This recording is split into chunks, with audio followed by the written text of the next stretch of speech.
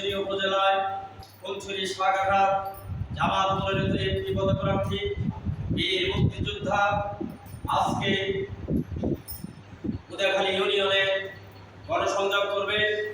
তার উদ্দেশ্যে আপনারা দেখতে পাচ্ছেন বাংলাদেশ জামাত ইসলামী থানা নেতৃবৃন্দ, ইউনিয়নের সভাপতি, সেক্রেটারি সহ ওয়ার্ডের নেতৃবৃন্দ এখানে উপস্থিত হয়েছে।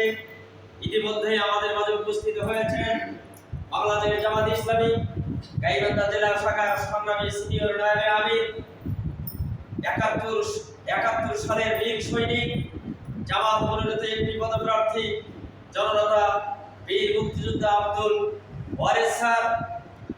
এখানে আরো উপস্থিত রয়েছেন বাংলাদেশ জামাত ইসলামী ফুলছড়ি উপজেলা শাখার সাবেক আমির জননেতা মাওলানা আনিসুর রহমান।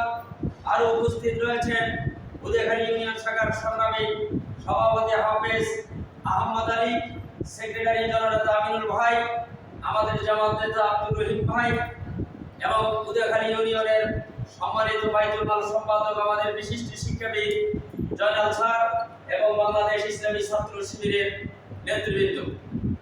প্রিয় দেশবাসী, গোটা বাংলাদেশ তথা বর্তমানে ফুলছড়ি সাগাঘাটায় একটা গণজোয়ার সৃষ্টি হয়েছে। সব দল দেখা শেষ, এবার জামাত ইসলামের বাংলাদেশ।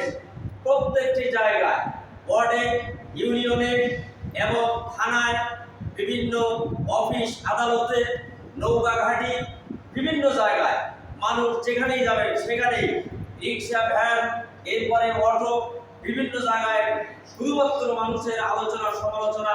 সেটি হচ্ছে কি, আমরা অতীতে সকলকে ভোট দিয়েছি, এবার আমরা বাংলাদেশ জামাত ইসলামকে ভোট দিয়ে ফুলছড়ি সাগাঘাটার এই প্রার্থী বীর মুক্তিযোদ্ধা আব্দুল ওয়ারেস স্যারকে আমরা সংসদে পাঠাতে চাই। প্রিয় দেশবাসী, আপনারা যারা যেখানে আছেন সেখান থেকে গণজোয়ার সৃষ্টি করুন। ইনশাআল্লাহ আমরা আগ্রহ ভরে মাঠে কাজ করছি।